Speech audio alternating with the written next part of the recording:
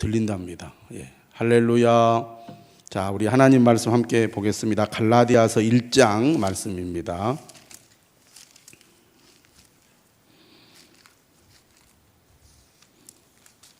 갈라디아서 1장 11절부터 17절까지 함께 교독을 하겠습니다. 갈라디아서 1장 11절부터 17절까지입니다.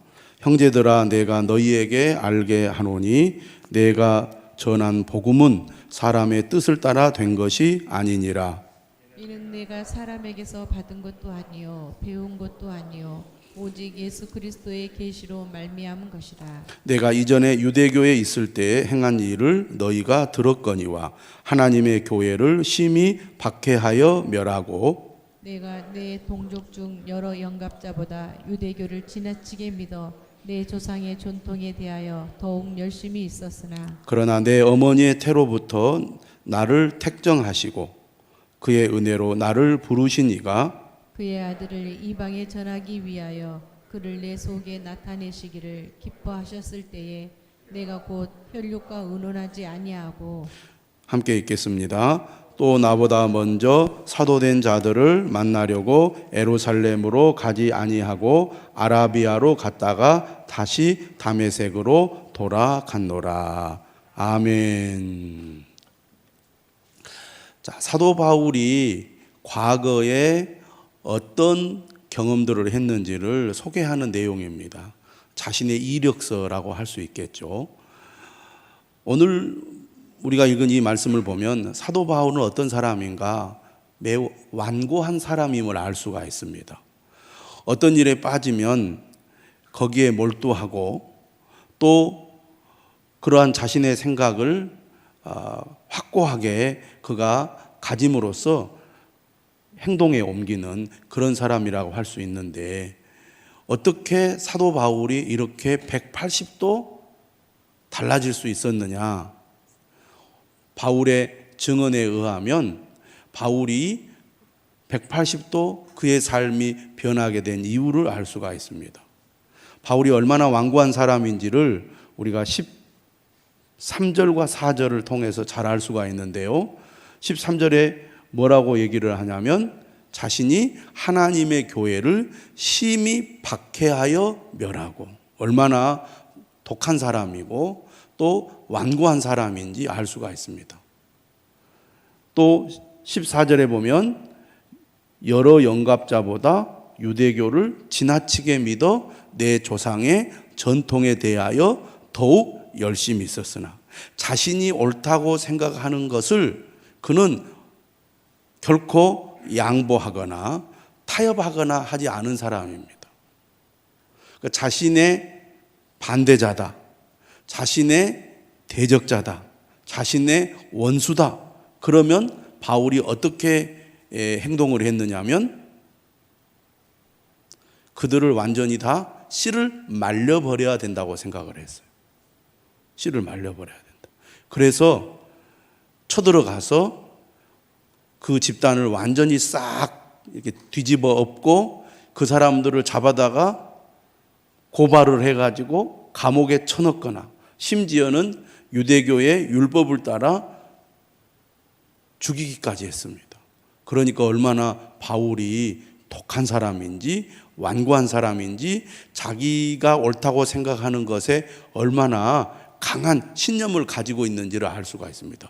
그런 사람이 어떻게 자기가 핍박하고 멸하려고 했던 예수 그리스도를 믿을 뿐만 아니라 예수 그리스도를 증거하기 위하여 자신의 삶 전체를 바칠 수가 있었을까? 어떻게 사람이 이렇게 변할 수가 있지? 여러분 한번 입장을 바꿔놓고 생각을 해보세요. 어떻게 그렇게 사람이 변할 수가 있어요? 예를 들면 자신이 잘못한 것을 깨달았어. 그러면 그 전에 잘못한 것이 있잖아요. 내가 교회에 끼친 이 악행이 있기 때문에 믿음을 가진 후에는 자신을 돌아보면서 조용하게 은둔생활 해야 맞지 않을까요? 온갖 나쁜 짓 다 해놓고 그 집단에 들어가 가지고 180도 달라져서 반대의 행동을 하니까 이해가 잘 안 되잖아요. 과거의 잘못을 안다면 조용하게 은둔 생활하면서 인생을 반성하면서 살아야 되는데, 바울은 정반대의 입장에 서서 아주 그냥 그 일을 위해서라면 자기의 생명을 다 바쳐서까지 그리스도를 위해서, 교회를 위해서, 복음을 위해서 자신의 삶을 바쳤습니다. 어떻게 이렇게 180도 달라질 수 있었겠느냐? 오늘 말씀을 통해서 우리가 알 수 있는 분명한 사실은 뭐냐면 12절입니다. 이렇게 말하고 있어요. 오직 예수 그리스도의 계시로 말미암은 것이라. 무슨 얘기냐? 바울의 변화는 오직 예수 그리스도의 계시로 말미암은 것이라는 겁니다. 그럼 이 말이 무슨 말이냐? 우리는 사도행전을 통해서 바울이 어떻게 변화되었는지를 잘 알고 있습니다. 부활하신 예수 그리스도를 만난 것이죠. 그러니까 오직 예수 그리스도의 계시라는 것은 그가 예수 그리스도를 직접 만나서 그분으로부터 사명을 받았다는 얘기입니다. 사람이 이렇게 180도 변할 수 있는 길은 예수 그리스도를 직접 만나는 것, 거기에 비결이 있고, 그것이 아니면 사람이 변하지 않는다는 겁니다. 우리 주변에도 완고한 사람들이 있습니다. 기독교에 대해서 아주 부정적일 정도가 아니라 저주하다시피 증오심을 가지고 기독교를 매우 싫어하는 사람들이 있다고 말해요. 다른 문제에 대해서는 상당히 뭐라 그럴까요? 부드럽고 또 융통성도 있고 온화한 사람이 기독교 신앙에 대해서만큼은 혈기를 부리면서 분노하는 가운데 막 기독교를 저주하는 사람들이 있습니다. 그런 사람들이 있어요. 문제는 그런 사람이 내 가족 가운데 있다면 참 골치 아픈 일이죠. 근데 실제로 그런 경우들도 있다고 말입니다. 남편이 그런다거나 부모님이 그런다거나 또 자식이 그런다거나 교회 하면 아주 그냥 경기를 하듯이 싫어하는 사람이 있습니다. 그런 사람을 어떻게 예수 믿게 하겠습니까? 쉽지 않은 일이다 그 말이에요. 인간적인 방법으로는. 다시 말하면 사람이 변하려면 주님을 만나야 합니다. 믿음 없는 남편이 변하는 유일한 길은 주님을 만나는 것밖에 없습니다. 주님을 직접 만나야 돼요. 우리가 할 수 있는 일은 뭡니까? 주님을 만날 수 있는 길을 열어주는 겁니다. 주님 만날 수 있는 그 자리까지 우리가 인도하는 것밖에 없어요. 교회를 아무리 오래 다녀도 예수 그리스도를 인격적으로 만나지 않으면 결코 은혜 받지 못하고 구원받지 못하고 변화되지 못합니다.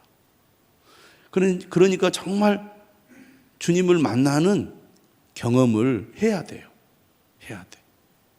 그래서 그냥 교회만 폼으로 다니고 있는 사람들이 있다면 기도해야 됩니다. 진짜 주님 만나기를 원합니다. 주님 만나게 해주십시오. 내 남편이 그냥 아내 따라서 교회만 왔다 갔다 하는지, 내 자녀들이 부모의 성화에 의해서 어쩔 수 없이 교회만 왔다 갔다 하든지, 그런 가족들이 있다면 주님을 만나도록 도와야 됩니다. 인격적으로. 주님을 만나는 통로는 많을 수 있지만 가장 보편적인 통로는 우리가 너무나 잘 아는 겁니다. 말씀이죠. 하나님의 말씀, 계시라는 표현을 쓰고 있잖아요. 사도 바울이 계시. 계시는 곧 주님의 말씀이라는 겁니다.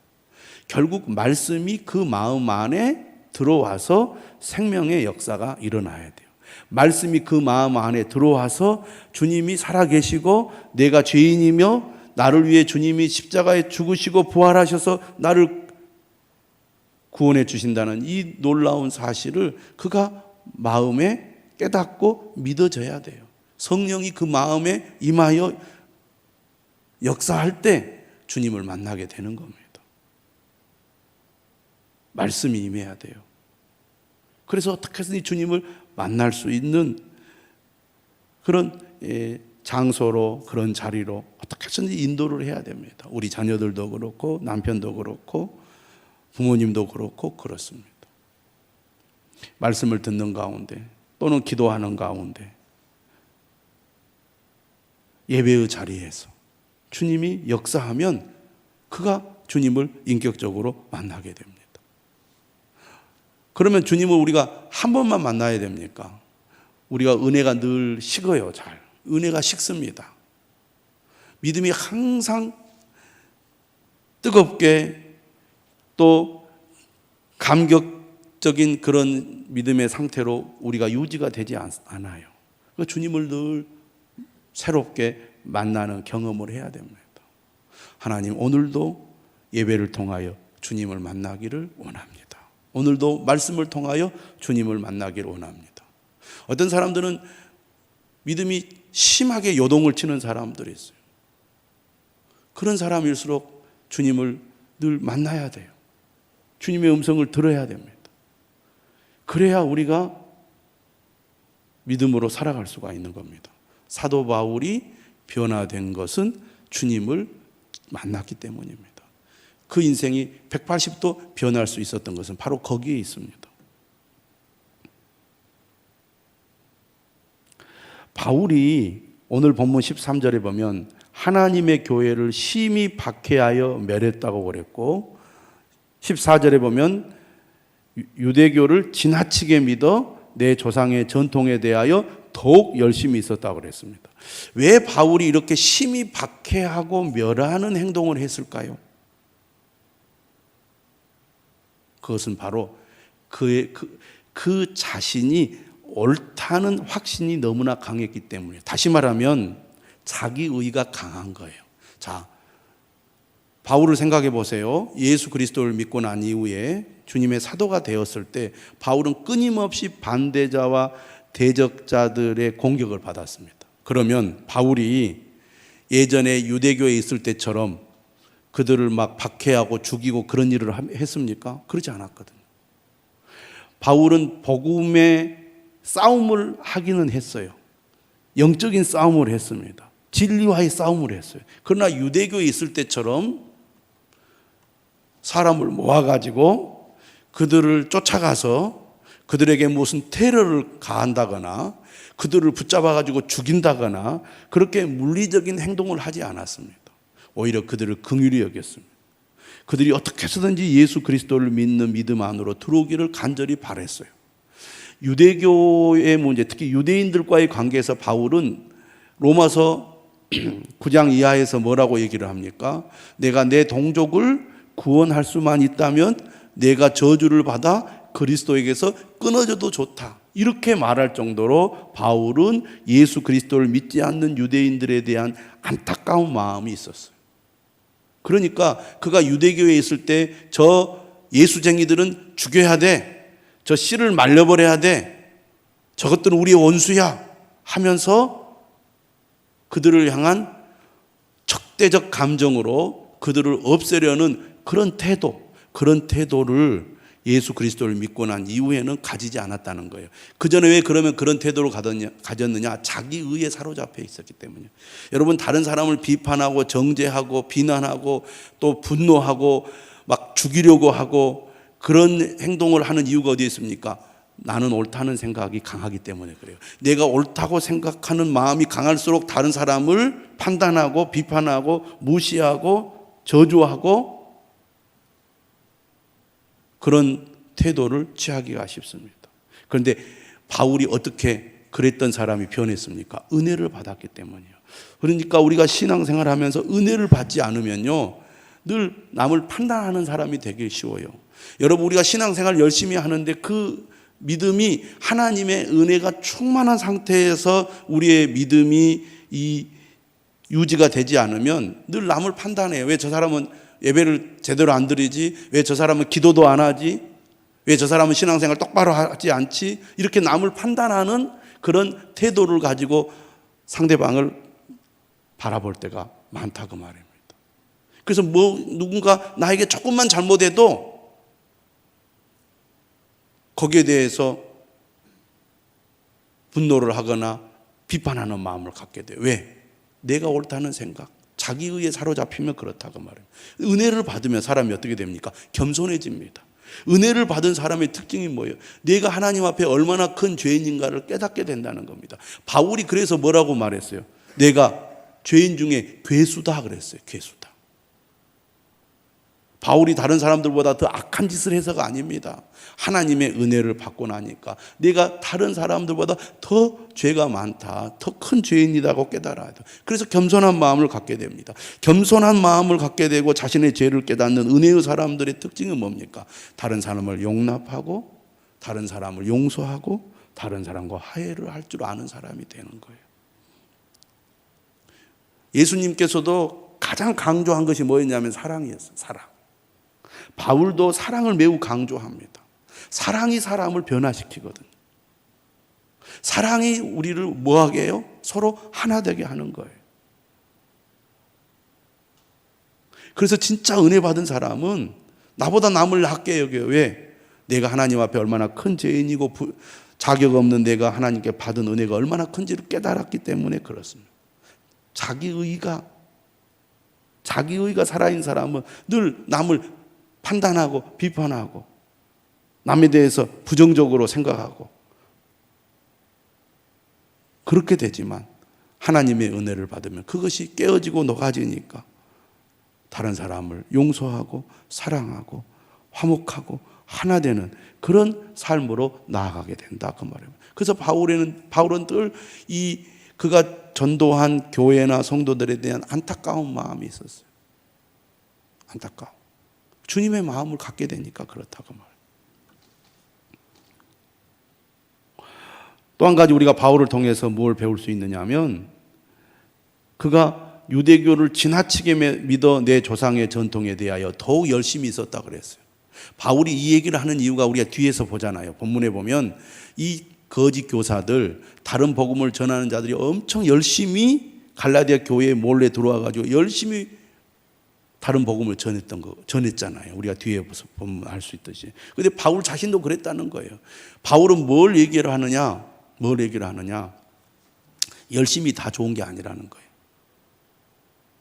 제가 유튜브를 통해서 이렇게 유명한 분들의 강의를 들어보면요, 그런 얘기를 하는 거예요. 이 악한 행동을 하는 사람들 가운데 어떤 사고를 가진 사람들이 있냐면 나는 열심히 살았다는 거예요. 열심히 했다는 거예요. 그래서 그런 사람들은 죄책감이 별로 없어요. 나쁜 짓을 하면서도 내가 열심히 살았다는 거지. 내가 이렇게 하기까지 얼마나 열심히 했는 줄 아느냐고. 그러니까 사회적으로 악한 일을 하면서도 떳떳한 거예요. 그 심리학자가 그렇게 얘기를 하는 거예요. 자기가 열심히 살아온 것에 대한 그런 자긍심이 있다는 거죠. 근데 바울도 그런 거예요. 너무 열심히 했어요. 근데 열심히 한다고 다 좋으냐? 아니라는 거죠. 뭐가 중요하다는 거예요? 방향이 중요하다는 거죠. 잘못된 열심은 오히려 자신도 해치고 남도 해롭게 하기 때문에 열심히 하는 것이 중요한 게 아니라 어떤 방향을 가지고 열심을 내느냐가 중요하다 그 말입니다. 그러니까 바울은 잘못된 열심을 냈는데 예수 그리스도를 만남으로 말미암아 그의 방향이 바뀌었어요. 그래서 그 열정과 열심이 하나님 앞에 아름답게 사용이 되는 것입니다. 여러분, 사람들이 다 나름대로 어떤 분야에 어떤 일에 열심히 있습니다. 어떤 사람은 노는 것에 열심히 있는 사람이 있고요. 어떤 사람은 세상 일에 열심히 있는 사람이 있고 어떤 사람은 악한 일에 열심을 내는 사람이 있어요. 자기 이기적인 목적을 이루기 위해서 열심을 내는 사람이 있습니다. 믿음의 사람들은 하나님이 기뻐하시는 일에 열심을 내야 될 줄로 믿습니다. 하나님의 뜻을 이루는데 열심을 내야 될 줄로 믿습니다. 또한 우리가 바울을 통해서 배울 수 있는 게 뭐냐? 바울은 사람의 인정을 받으려고 하지 않았다는 겁니다. 오늘 본문을 보시면 바울이 주님을 만났어요. 드디어 만났어요. 은혜를 받고 깨달았습니다. 주님이 나를 어머니의 태로부터 택정하셨구나. 자격 없는 나를 은혜로 부르셨구나. 그리고 그의 아들 예수 그리스도를 이방에 전하기 위하여 나를 이렇게 부르셨구나. 그가 깨닫고 난 뒤에 어떻게 하셨어요? 16절 끝에 보세요. 내가 곧 혈육과 의논하지 아니하고 또 나보다 먼저 사도된 자들을 만나려고 예루살렘으로 가지 아니하고. 사람에게 인정받으려고 하기보다는 하나님께 인정받는 것을 중요하게 여겼다는 겁니다. 자, 우리가 잘못되거나 넘어지거나 그렇게 되는 이유가 뭐냐면 신앙생활 하면서 꼭 사람에게 인정을 받으려고 하는 거예요. 사람에게 인정을 받으려고 하는 것을 우리가 조심해야 됩니다.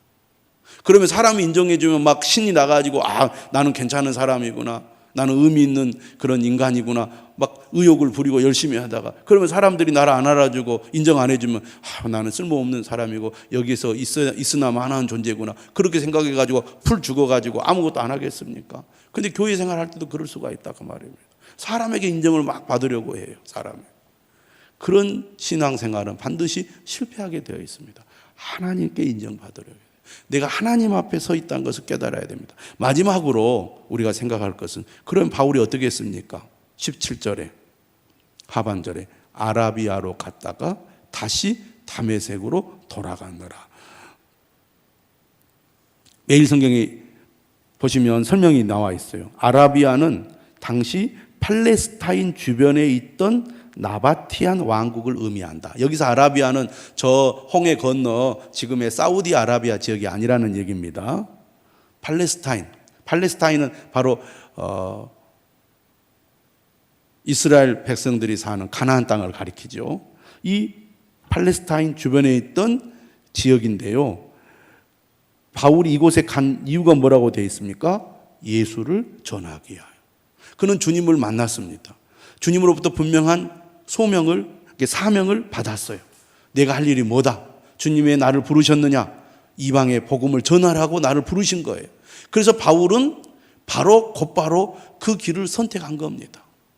그러니까 바울이 지금 이 갈라디아서를 비롯하여 이 13개의 서신을 쓰기 이전에 상당히 오랜 기간 동안 예수 그리스도를 만난 이후로 열심히 복음을 전하는 일을 했어요. 누구에게 인정받으려고 하지 않고 그는 오직 주님의 부르신 그 부르심의 명령에 순종했다는 겁니다. 그 길을 선택했다는 거예요.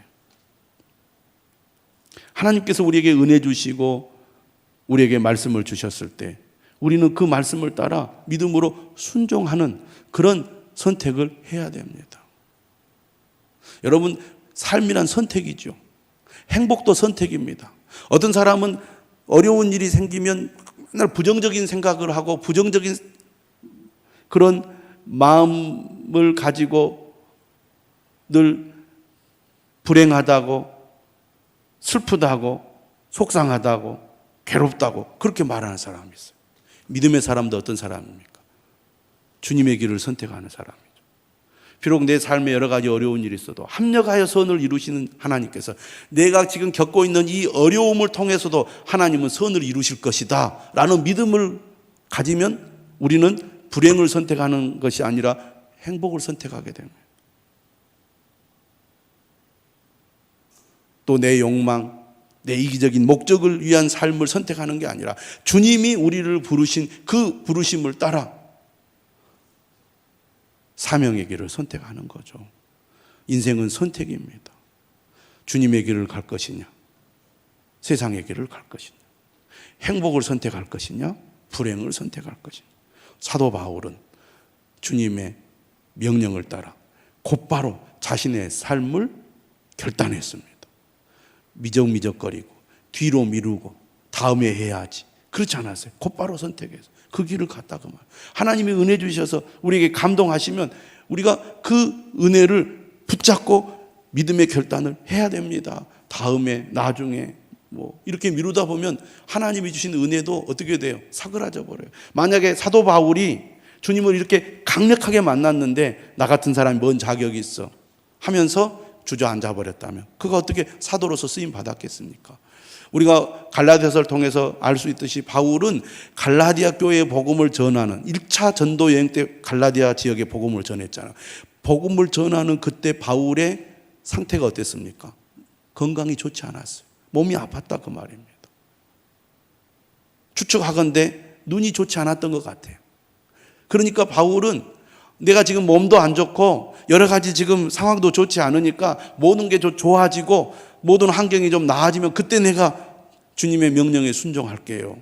이렇게 만약 바울이 했더라면 처음 주님을 만났을 때 그 감격, 그 은혜를 까먹어 버렸을 수도 있어요. 내가 그때 주님 만난 거 내가 잘못 만난 거 아닐까?